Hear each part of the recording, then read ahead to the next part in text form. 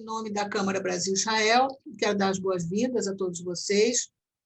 Esse é nossa 8ª entrevista da série Orgulho Empresarial. Estamos muito felizes de trazer hoje um dos ícones do mercado imobiliário, né, da construção civil, que é o Cláudio Hermolin.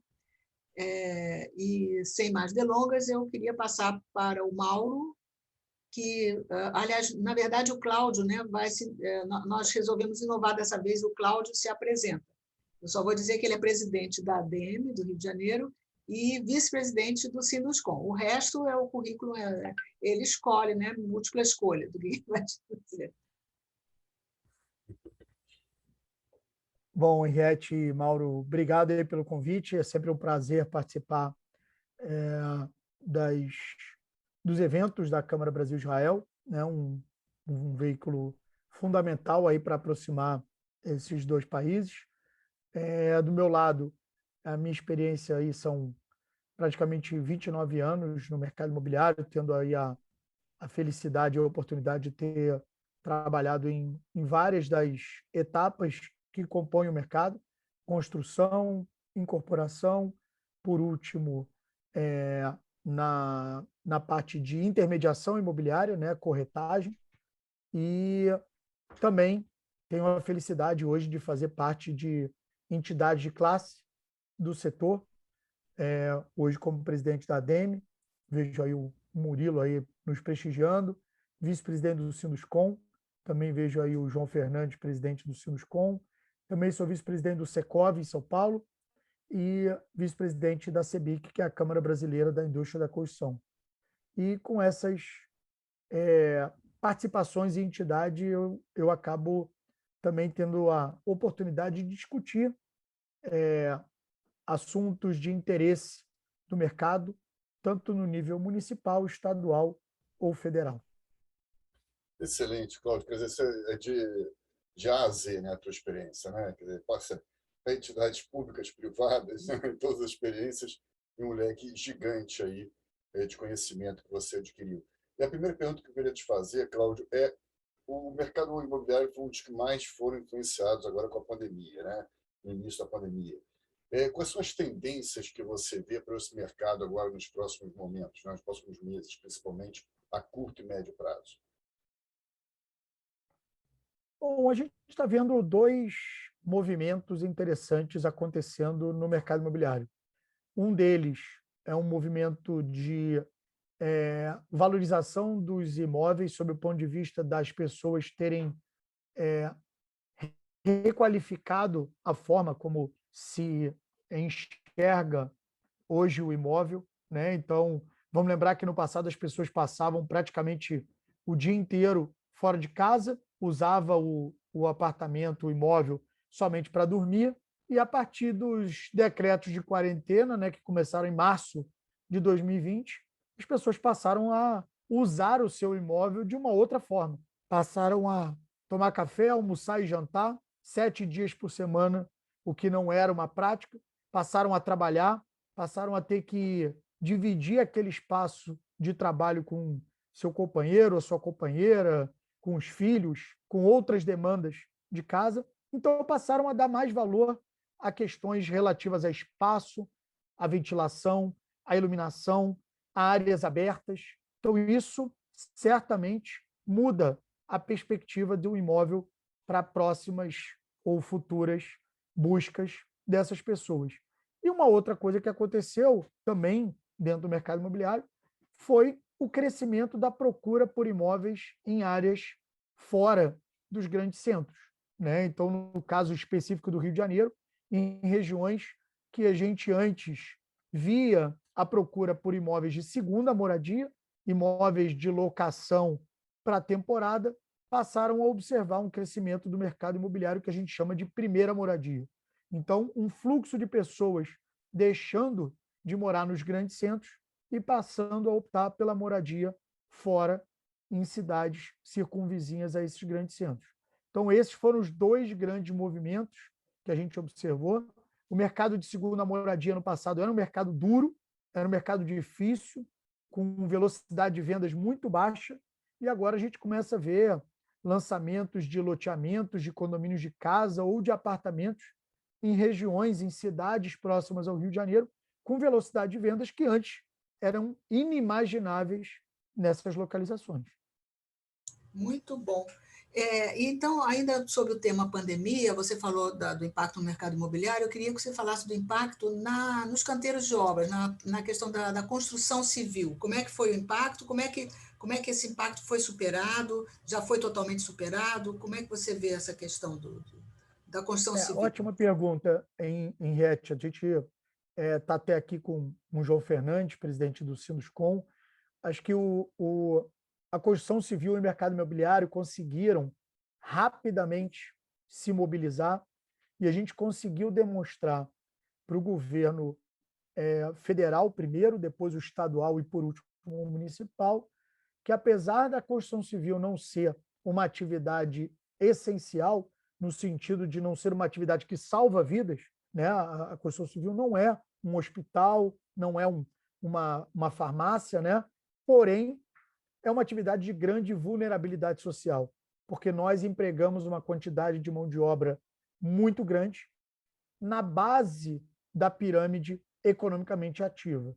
E aí, o retrato disso foi que nós conseguimos, junto com o SECONSE, que é o Serviço Social da Construção Civil, estabelecer um protocolo de funcionamento dos canteiros de obra desde o início da pandemia, lá em março de 2020, e a consequência disso foi que nós conseguimos manter em atividade 85% dos canteiros espalhados pelo Brasil.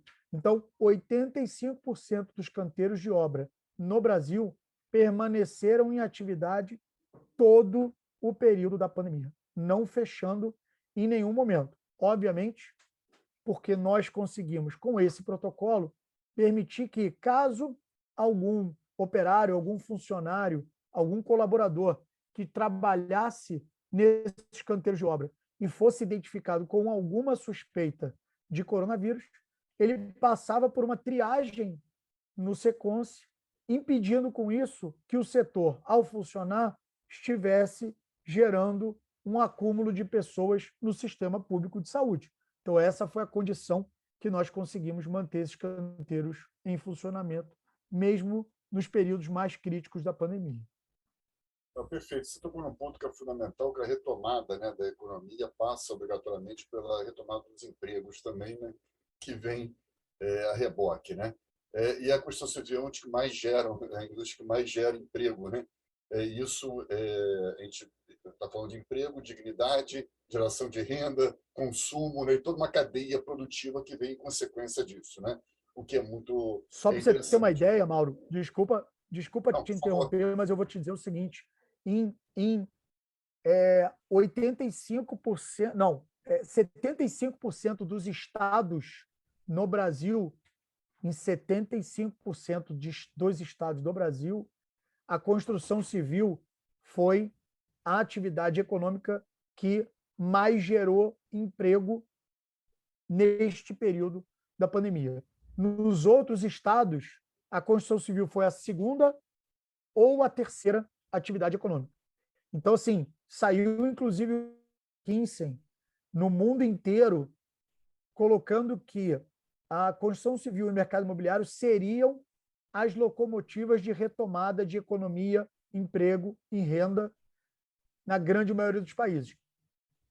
E o fato é que hoje a gente olha, por exemplo, para os Estados Unidos e tem um grande plano de investimento em infraestrutura, em obras.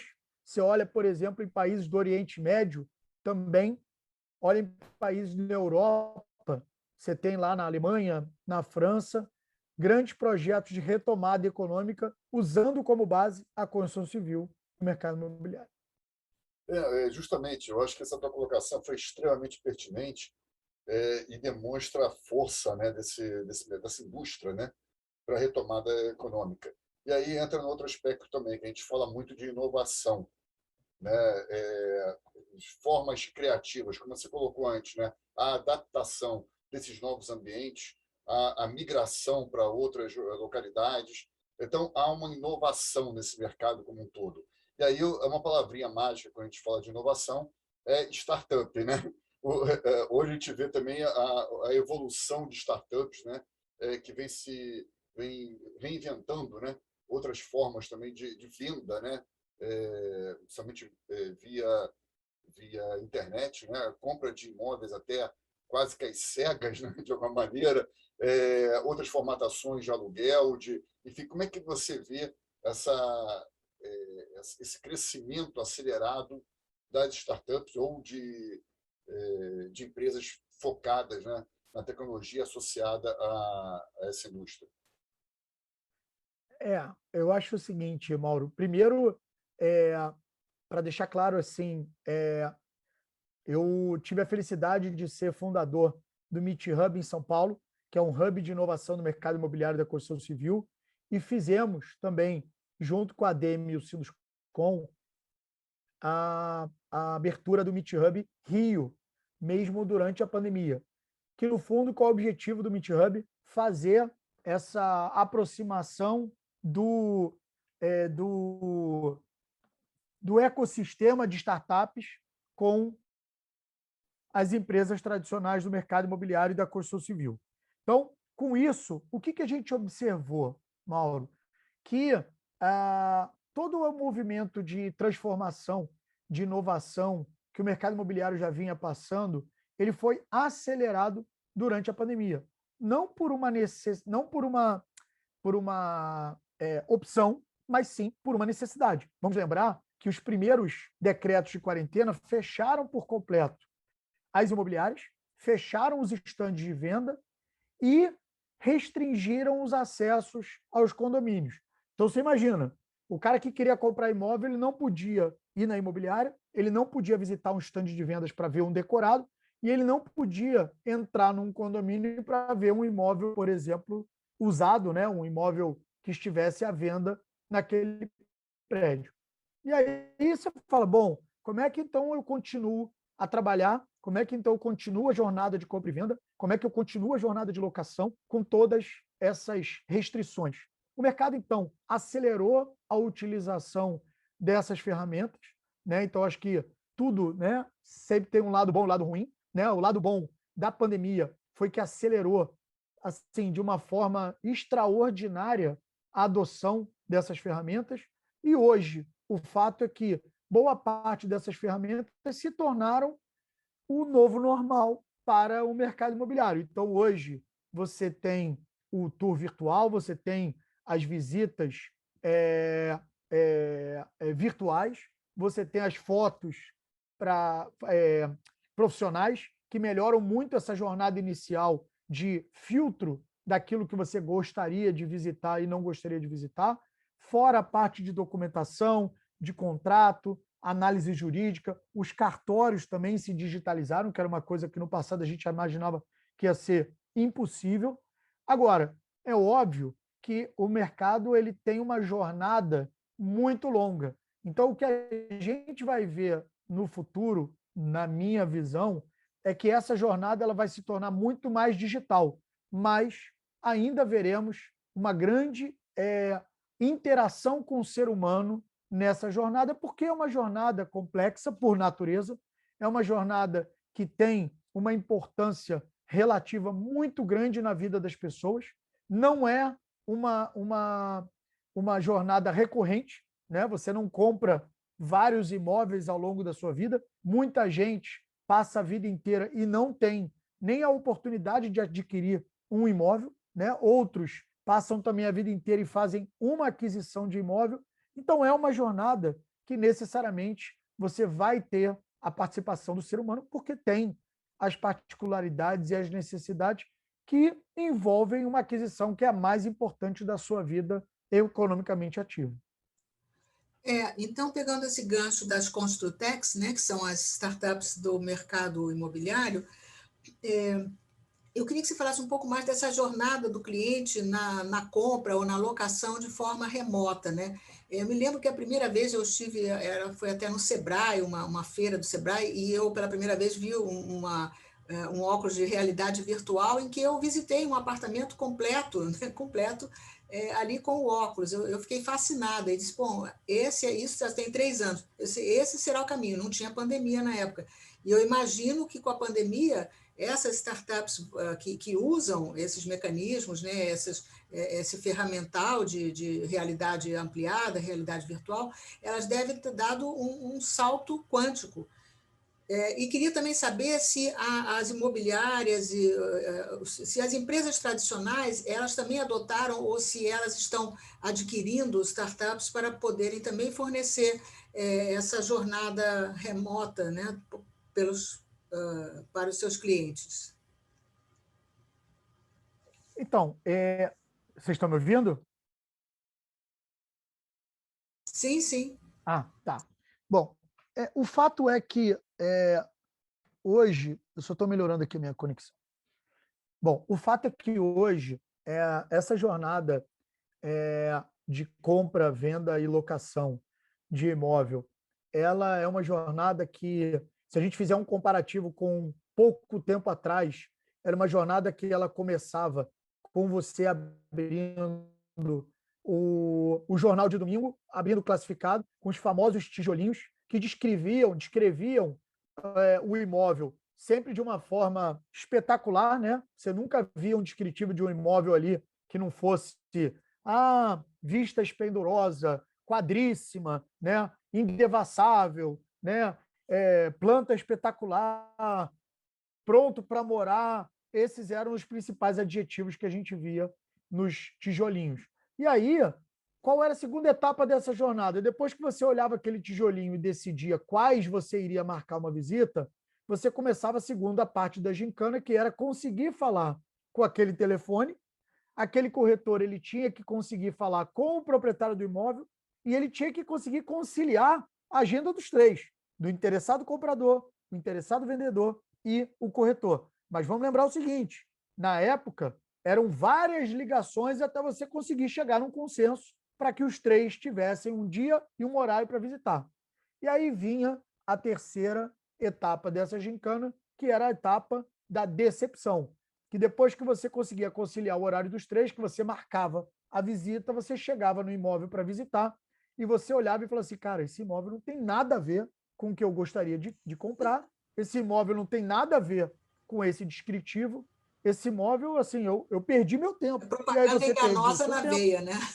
Propaganda enganosa. Não é nem que seja propaganda enganosa, eu acho que é muito difícil você tangibilizar um imóvel através de um descritivo de um tijolinho que você tinha uma limitação de palavras. Então, né, o imóvel, eu costumo dizer o seguinte, Henriette, o mercado imobiliário, o charme do mercado imobiliário é que o imóvel ele é igual à impressão digital. Você não tem dois iguais.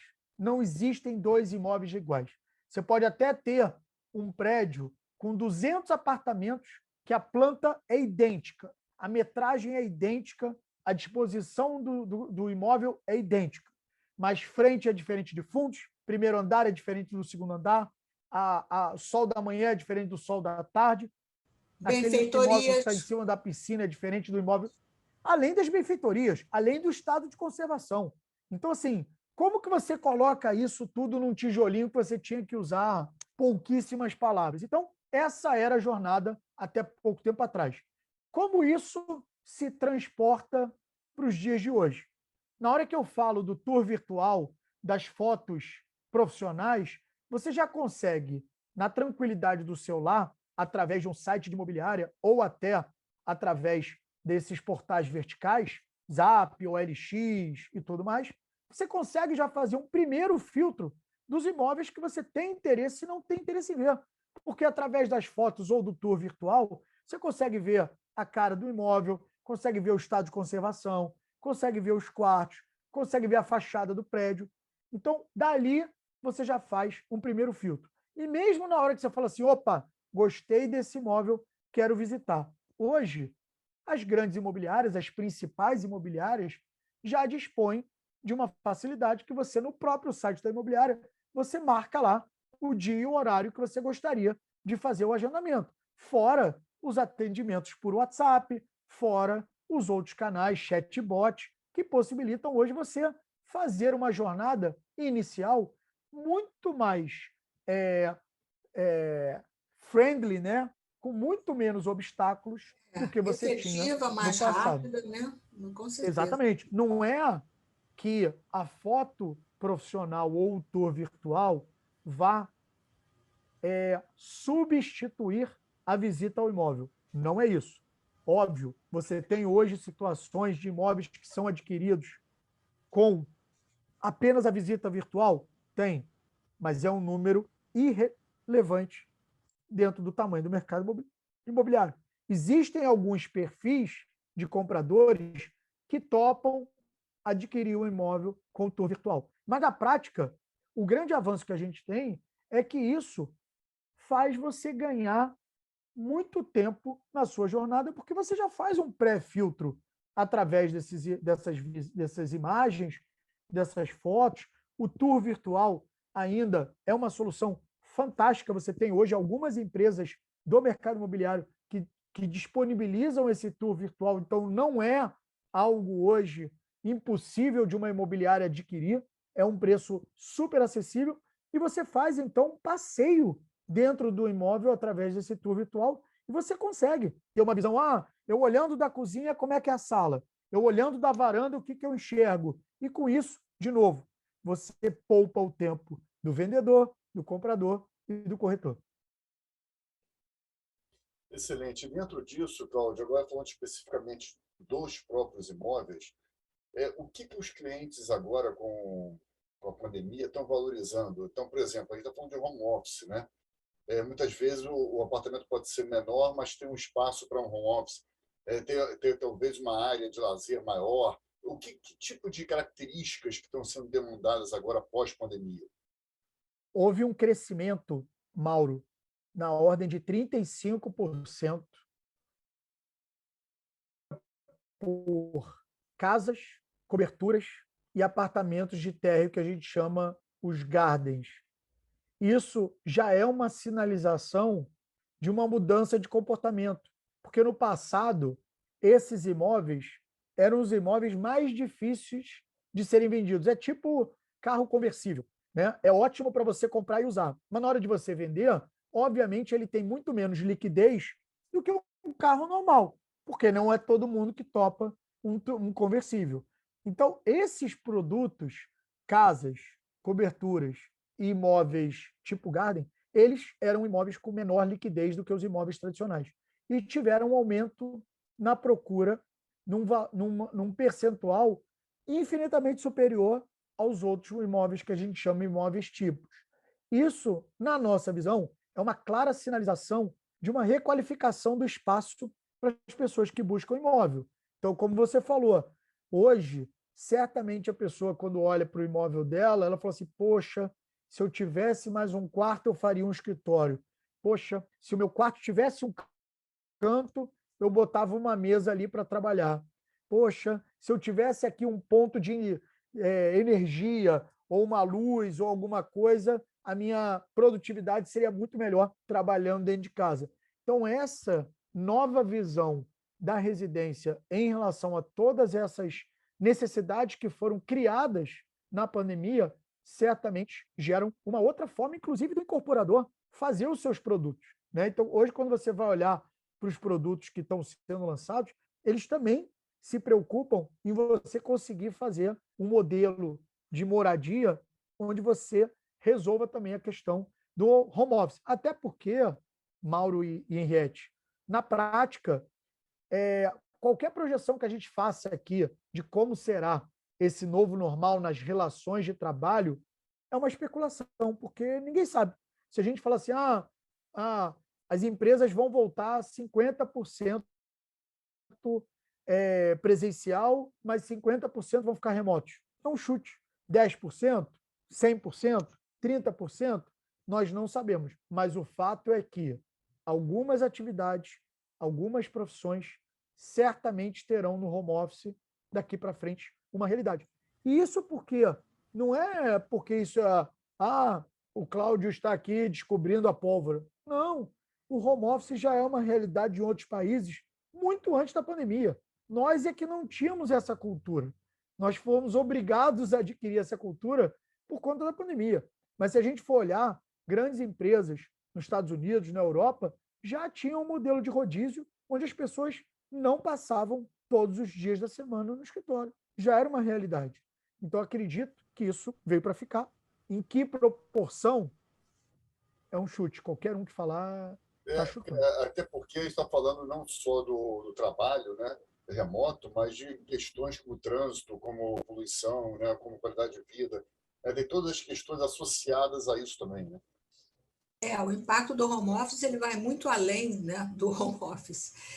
Mas eu queria aproveitar Ele esse vai, gancho ele até. vai, ele vai, inclusive, na dinâmica dos novos empreendimentos, que necessariamente podem, inclusive, abrir mão de vagas de garagem, abrir mão de questões que antes eram importantes para as pessoas, até a própria dinâmica da cidade, que reduz o fluxo de veículos, reduz a poluição, reduz o tráfego e, principalmente, como você falou, melhora a qualidade do ar. Existe uma tendência lá fora que diz que é você morar a um elevador de distância de todas as suas necessidades.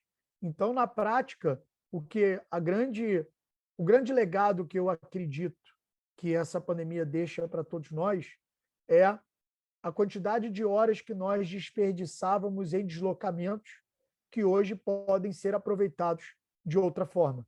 Sejam aproveitados para você se qualificar mais, fazer cursos, né? Hoje você tem a possibilidade de fazer cursos online em universidades que antes estavam inacessíveis para uma grande parte da população. Você pode usar esse tempo do deslocamento para dormir mais e ter mais qualidade de sono. Você pode usar esse tempo para se exercitar e ter mais saúde. Você pode usar isso para ficar com a sua família, né? Curtir os filhos de manhã ou no final do dia. Então, olha como a dinâmica da vida pode se transformar por completo, somente acabando ou diminuindo esses deslocamentos que antes eram deslocamentos de horas todos os dias. Verdade.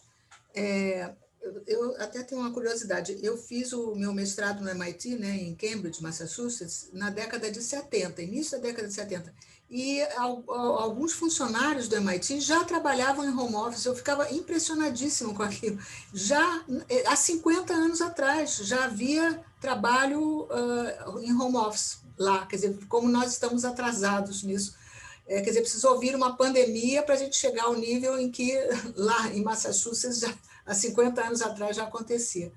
Mas eu queria, isso é só uma observação, eu queria falar um pouco, que você falasse, né? Não eu, o impacto no residencial, você falou bastante, agora o impacto no segmento comercial. Eu sei que machucou bastante, né, com o impacto da pandemia.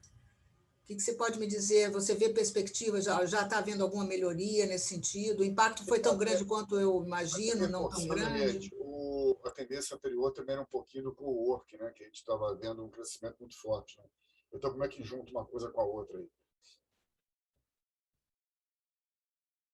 O que acontece hoje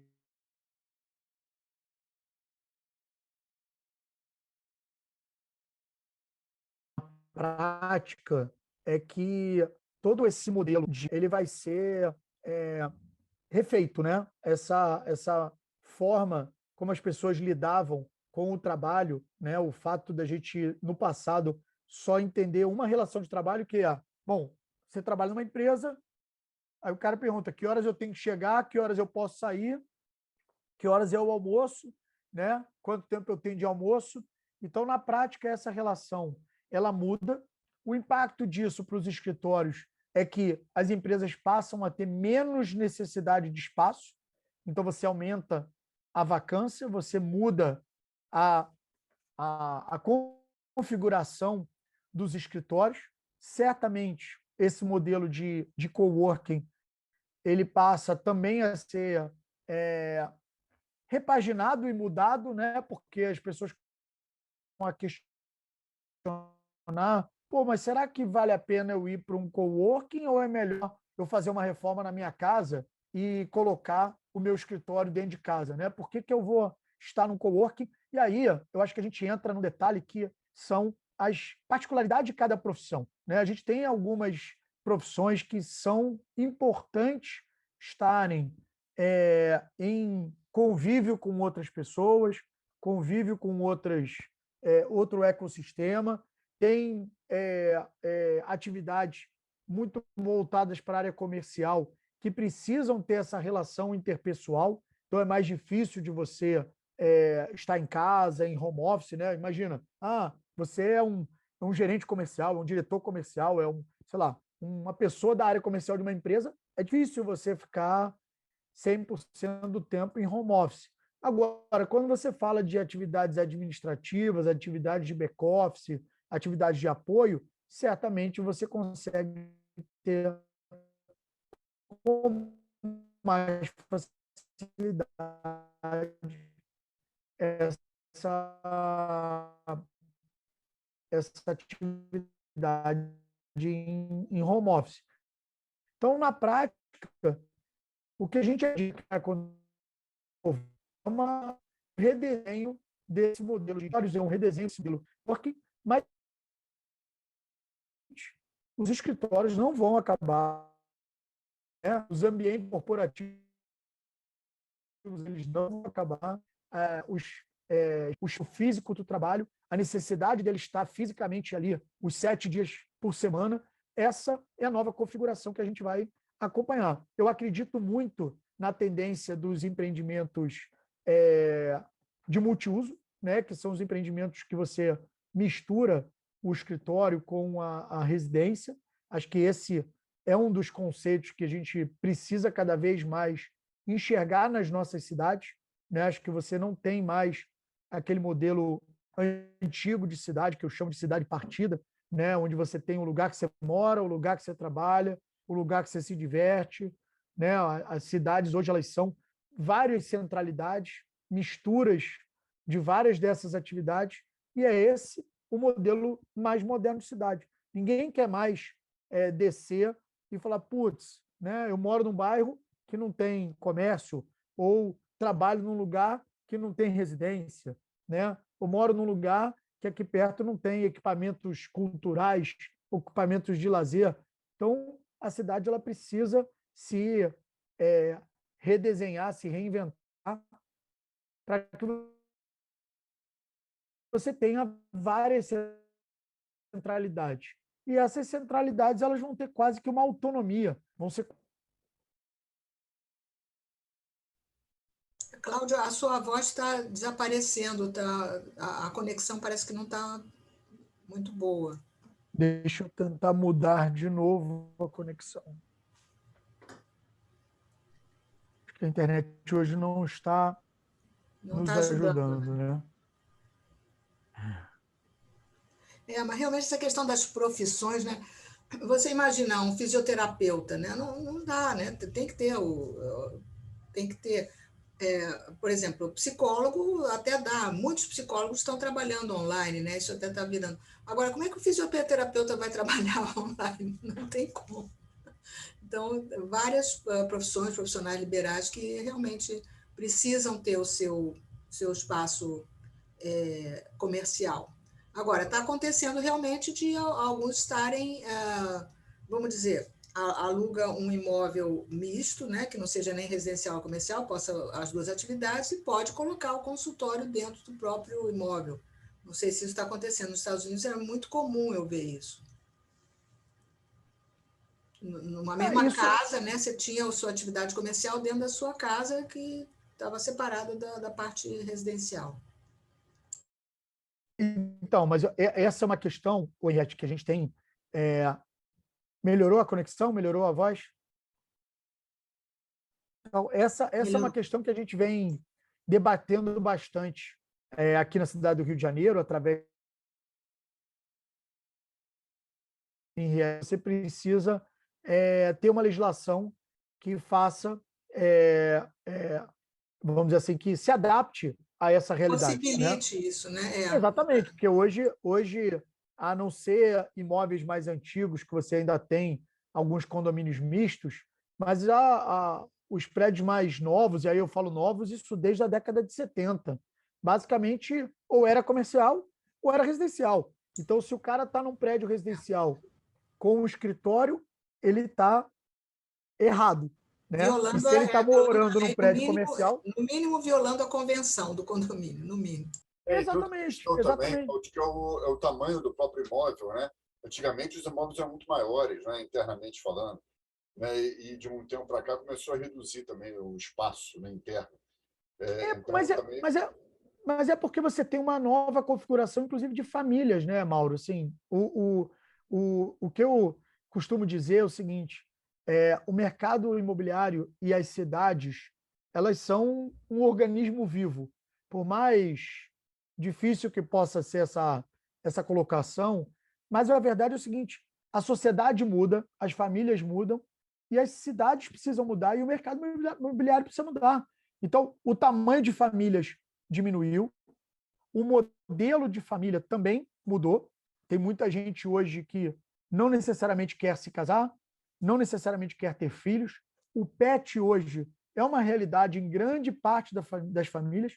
Olha como a indústria da pet cresceu de forma acelerada no país. Então, isso tudo tem que fazer parte da cidade e tem que fazer parte dos projetos do mercado imobiliário. Então, não adianta você hoje pensar em fazer, sei lá, um empreendimento e ele não ser pet-friendly. Não adianta você pensar hoje em fazer um empreendimento e você hoje valorizar os espaços internos. Por exemplo, duas coisas, para mim, exemplificam essa mudança de comportamento. Um são os quartos de empregado e outro são os apartamentos de porteiro. Se a gente for olhar, essas são duas heranças que nós temos de Brasil colônia, né? Então, no fundo, as pessoas hoje cada vez menos têm outras pessoas que não são a sua família trabalhando e morando 7 dias por semana dentro da sua casa, por N motivos. Primeiro, pelas próprias questões econômicas. Segundo, porque a vida se tornou mais fácil, como ela fora, né? Então, você hoje já consegue adquirir produtos pré-prontos, semi-prontos. Você compra hoje comida congelada, você pede hoje em casa. Então, essas coisas facilitaram a vida no dia a dia. Então, o quarto de empregada era um espaço antes quase que obrigatório e necessário em qualquer apartamento maior. Hoje isso já não é uma realidade. Da mesma forma como no prédio.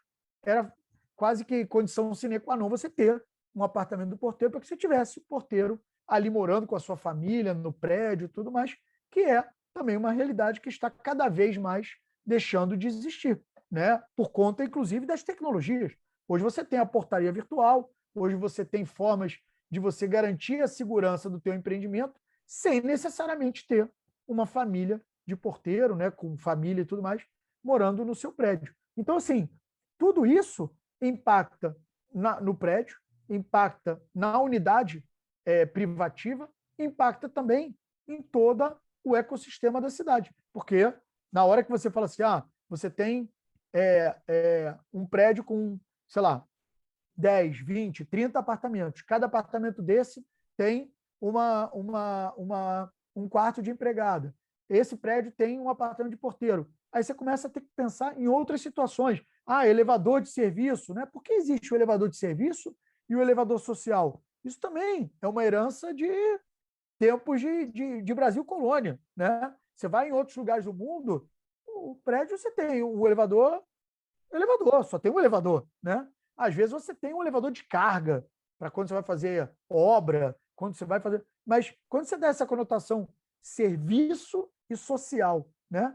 Então, se a gente for parar e pensar, a sociedade hoje não está mais disposta a ter isso e falar assim, não, você anda no de serviço e o outro anda no social, né? Você, né, mora num apartamento do porteiro que antigamente alguns em condições até insalubres. Então, isso muda completamente também os projetos do mercado imobiliário. Fora isso, são os custos envolvidos com cada um desses itens que você colocou também, né?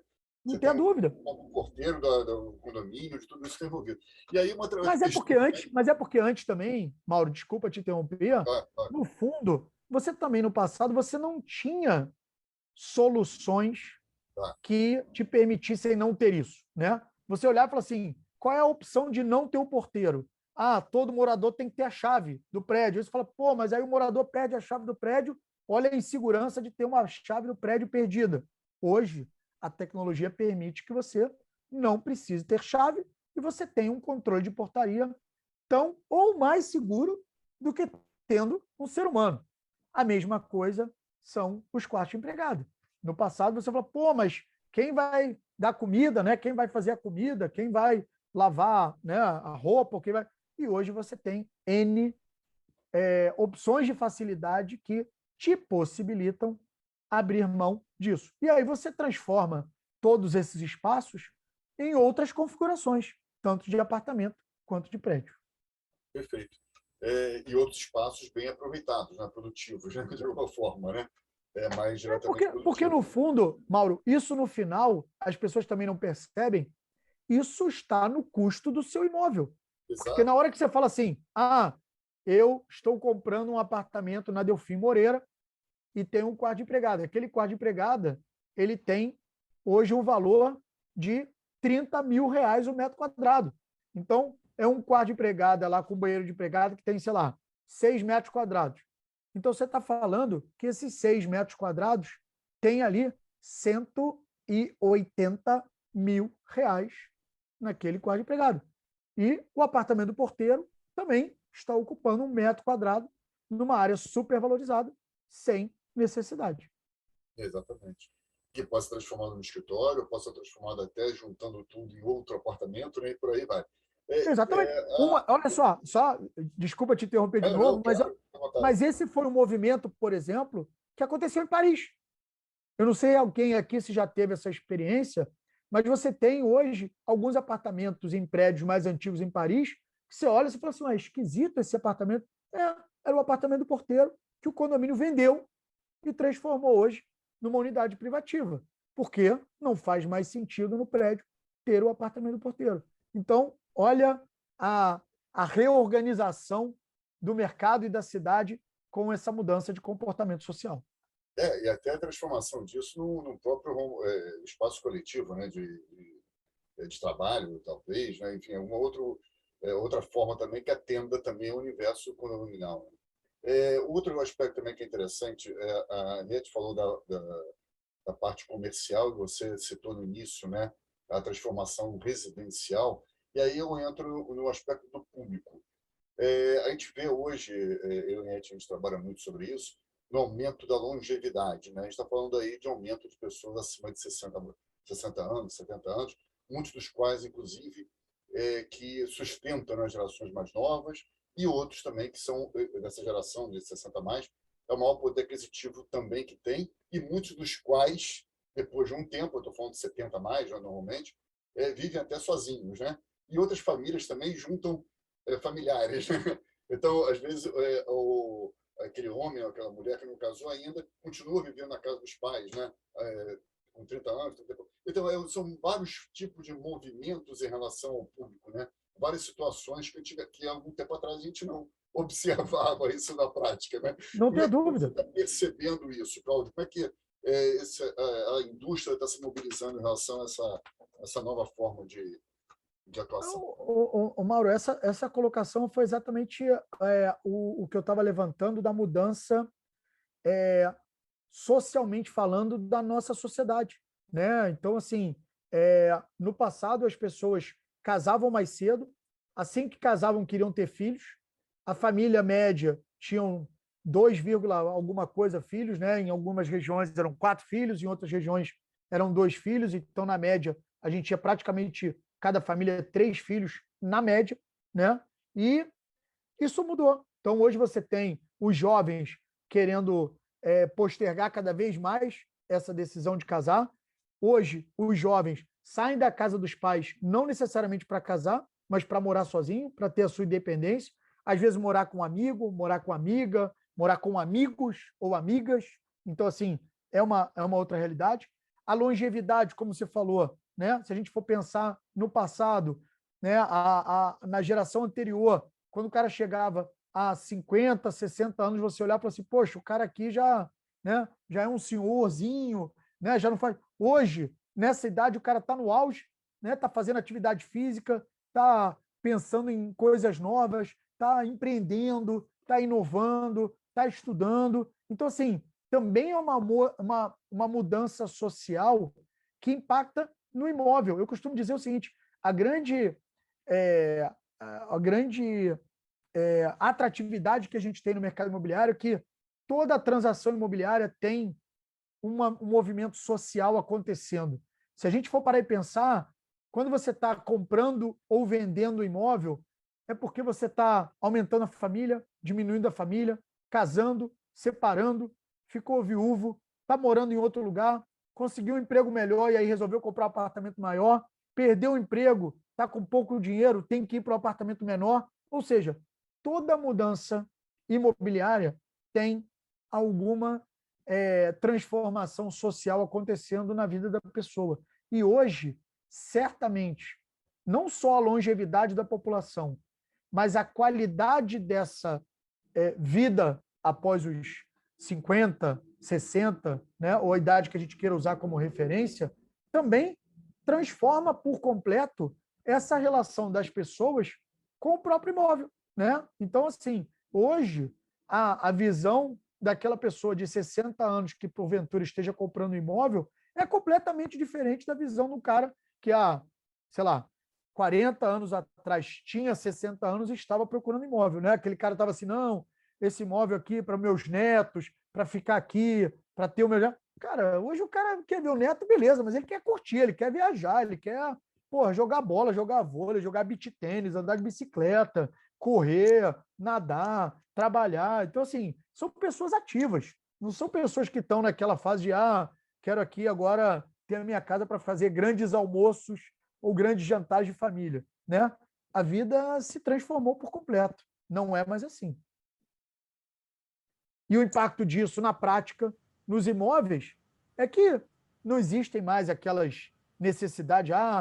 Eu quero comprar um apartamento grande para que tenha uma sala grande, para que tenha aqui uma mesa para comportar minha família toda, né? E isso não faz mais sentido, né? As pessoas, óbvio, querem estar junto com a família, mas num ambiente muito mais descontraído, muito menos formal, muito menos cheio de, né, de pompas, como era no passado, né? Que a gente casava, a primeiro item da lista do casamento era bachelas de prata, né? Tinha que ter faqueiro de prata, e aí você vai perguntar para as pessoas que ganharam isso no casamento quantas vezes eles usaram na vida essas bachelas e esses faqueiros.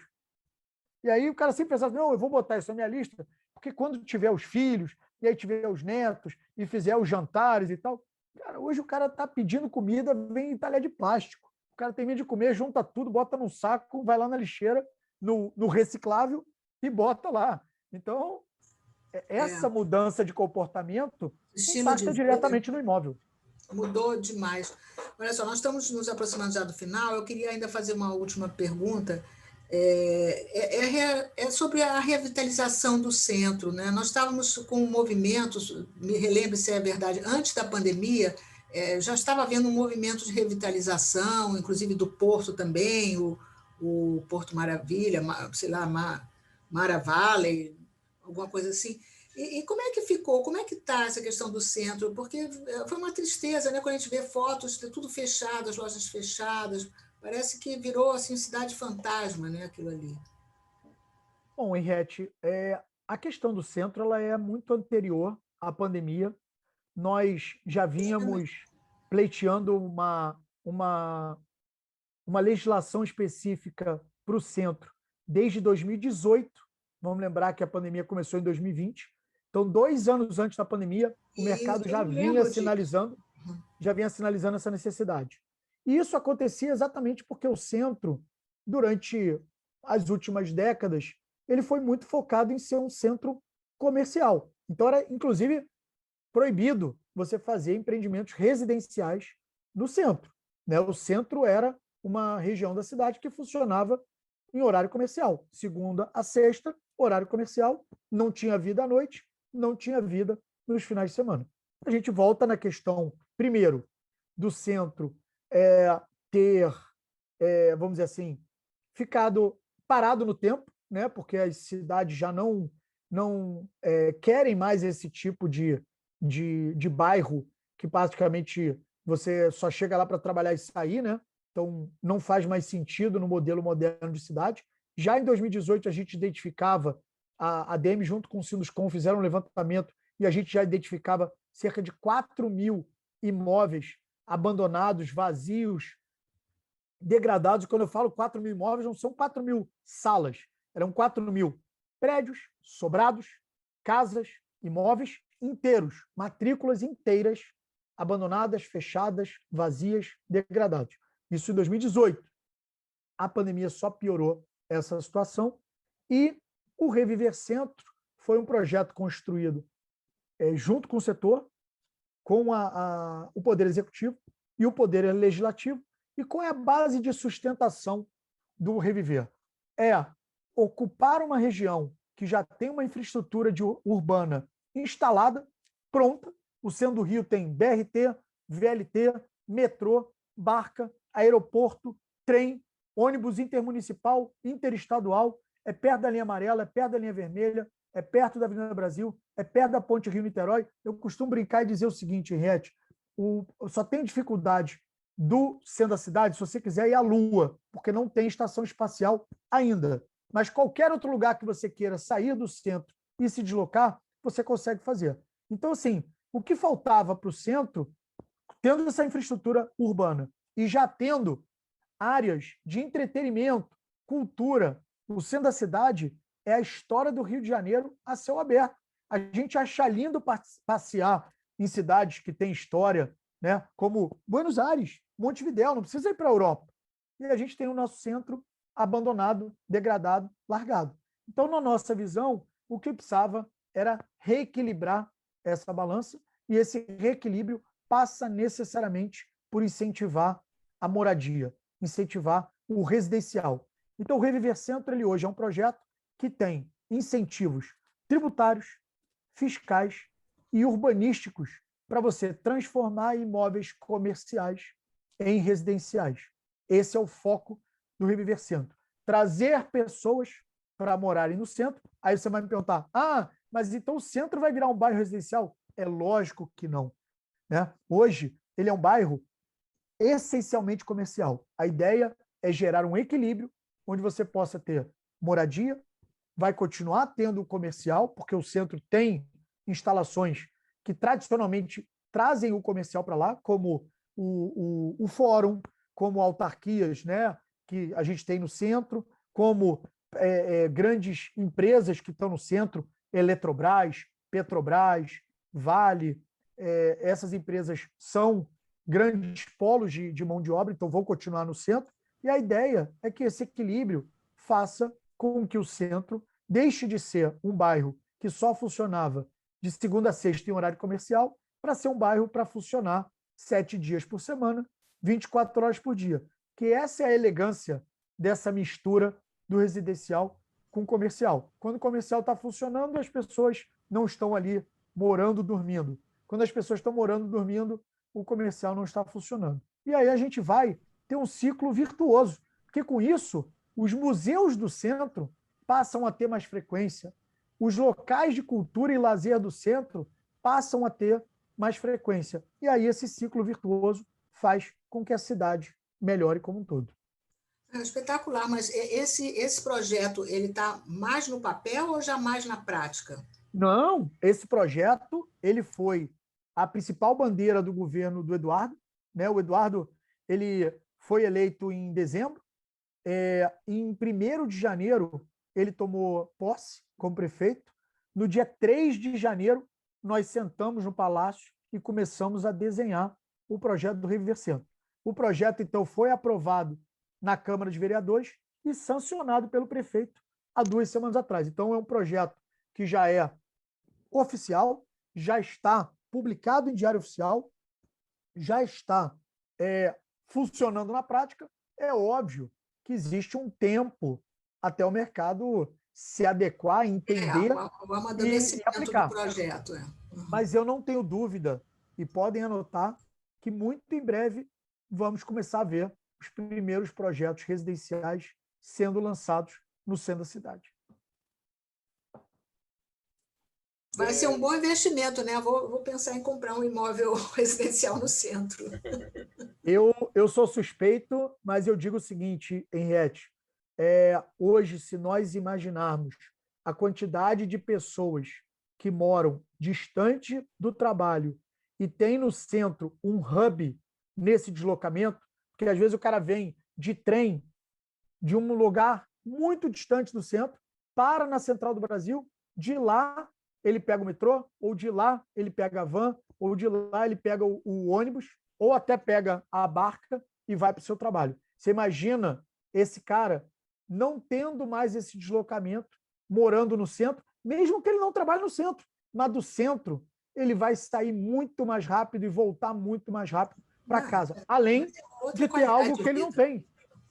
Então, assim, respondendo a tua pergunta, o público hoje, alvo para esses empreendimentos residenciais do centro, não é o morador da Zona Sul. Não é o cara que vai migrar. O cara vai deixar de morar em Botafogo para morar no centro. Não vai. Quem vai hoje buscar o centro como opção de moradia são as pessoas que hoje, infelizmente, levam 1 hora e meia se deslocando na ida e na volta de casa para o trabalho, de trabalho para casa. Perfeito, muito bom. Exato. Uma outra colocação do céu também, que a gente não pode esquecer que esse local do ponto de vista histórico, extremamente relevante, né? Foi a capital do Brasil, né? Não tenho dúvida. Mas o que eu quero te dizer é o seguinte, Mauro. Não é uma questão, não é que a gente está revitalizando um bairro, não querendo desmerecer nenhum outro bairro, mas não é você revitalizar um bairro que, beleza, as pessoas vão passar a morar ali. Não, a gente vai revitalizar a nossa história. Então as pessoas vão ter a capacidade de morar num lugar, hoje, onde elas podem não só se deslocar melhor, trabalhar perto, mas elas vão ter opção de lazer e cultura que qual outro bairro hoje da cidade tem essa quantidade de equipamentos culturais que o centro tem? Eu acho essa revitalização é fantástica e eu acho que é historicamente muito importante. É o que você falou, é o coração do Rio está ali no centro, é o Teatro Municipal, BNDES, Caixa, Petrobras, é o MoMA, é o MAN, é o Museu de Belas Artes, do Brasil, é o MAR, é o Museu do Amanhã. A gente vai ficar aqui, a gente vai lembrar de vários. É isso. Claro, o Porto, né? Toda aquela área maravilhosa que ficou do Porto, né? Muito bom. Estou assim, super feliz. Eu acho que foi super produtiva a nossa conversa. Espero que você tenha gostado também, porque eu e Mauro nos divertimos bastante aqui, aprendemos e nos divertimos. A gente adora esse programa porque, né, Mauro? A gente se sente feliz, né? Assuntos diversificados, né, Henriette? Cada vez que a gente entrevista alguém, a gente vai aprendendo diárias. A gente aprende muito, né? E eu acho que e dá uma contribuição àqueles que nos assistem, seja presencialmente, seja depois, né? Nos melhores momentos e tal. Mas então foi excelente. Então, em nome da Câmara Brasil-Israel, quero te agradecer, Cláudio, pela sua disponibilidade. Foi espetacular e a ser continuado. Quem sabe, né? Fazemos um Cláudio 2 daqui a algum tempo. Só para finalizar, vou dar a palavra também, quero agradecer também a Henriette, né, como sempre, e você por ter aceito o convite, para a gente é uma honra ter você aqui com a gente. No início eu falei que o teu, quando se apresentou na tua bio, né, quer dizer, na realidade a tua bio, resumidíssima, né, foi de A a Z, né, das atuações que você tem. Mas a gente pulou muito rapidamente, a gente não mencionou uma letrinha mágica aí também, que é a letra J de judaísmo. A gente está falando da Câmara Brasil-Israel. Então, finalizando, né, junto com as tuas colocações finais, fala um pouquinho da tua formação judaica e como ela contribuiu para esse teu sucesso aí na vida pessoal e profissional. Boa, Mauro. Não tenha dúvida que, assim, hoje, acho que uma das minhas grandes alegrias é estar conseguindo transmitir para os meus filhos toda essa educação, né? Então, eu tenho um orgulho muito grande da história da minha família, tanto por parte de pai quanto por parte de mãe. São imigrantes. Meus avós paternos vieram da Rússia antes da Segunda Guerra, mas meus avós maternos vieram depois, na Polônia. Meu avô lutou a Segunda Guerra na Europa, né, na Polônia, minha avó foi prisioneira do campo de concentração. Então, a gente olhar essa história e ver tudo que a gente conseguiu construir, né? E a gente olha, e eu lembro muito da alegria da minha avó, mesmo tendo passado pelo que passou, eu digo que a gente não tem o direito de reclamar de nada, né? Então, uma pessoa como ela que construiu uma história, construiu uma família, e a gente tem uma obrigação de seguir esse legado. Eu, então, estudei no Eliezer Stemer a minha vida inteira, até chegar nos 2 últimos anos eu fui para uma outra escola que na época era mais forte para preparar para o vestibular, e hoje meus filhos estudam no Liesse, então a gente deu a continuidade a essa educação. Acho que é fundamental que a gente sempre lembre dessa nossa história, desse nosso legado, né? de como os nossos antepassados sofreram e lutaram para chegar aqui e conquistar o que conquistaram. Então, a gente precisa, no mínimo, fazer algo melhor a cada dia para honrar essa história, né? E honrar tudo que eles passaram, né? A gente falou aqui tanto sobre inovação, sobre tecnologia. Hoje a gente fala de smartphone, celular, WhatsApp. Você imagina o que era? Eu não consigo imaginar o que era o meu avô e a minha avó chegarem de navio no porto, sem falar uma palavra de português, não tinha o Google Translator, né? Não tinha WhatsApp, não tinha o Google para ele olhar e falar assim, deixa eu entender aqui o Rio de Janeiro, deixa eu dar uma olhada aqui no Waze para saber como é que eu saio aqui do porto e chego, sei lá, na Praça da Bandeira, ou na Praça 11, ou em algum lugar que a gente tinha comunidade. Tenho a honra do meu avô ter construído uma sinagoga aqui na cidade do Rio de Janeiro, a sinagoga de Krasnik, que era a cidade dele, ali na Barão de Ubá, perto ali do Rio Comprido. Então, acho que são essas histórias que a gente precisa cada vez mais levar adiante e honrar, porque eles deram um duro muito grande, sofreram bastante para permitir que a gente chegasse no dia de hoje. Muito bom. Então, agradeço mais uma vez, em nome da Câmara Brasil-Israel. Eu gostei muito do depoimento, é importantíssima a lembrança do Mauro. E deixo aqui, então, meus cumprimentos e meu boa noite a todos vocês e os que nos honraram com a presença aqui virtual. Passo a palavra para o Mauro para ele se despedir também.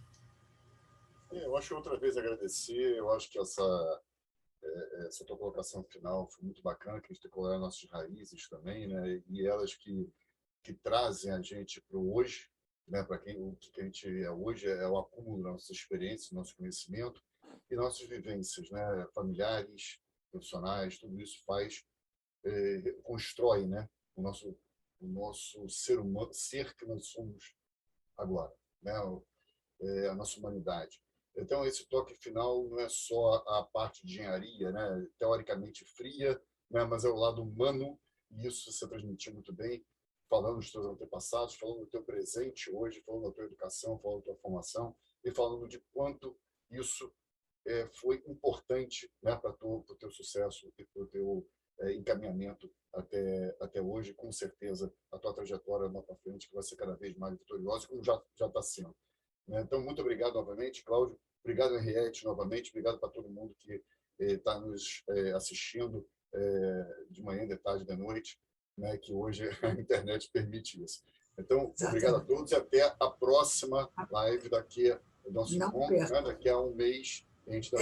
Final de agosto estaremos aí novamente nesse bate-canal. Tchau, gente. Boa noite. Tchau, boa noite. Obrigado. Tchau, boa noite. Obrigado.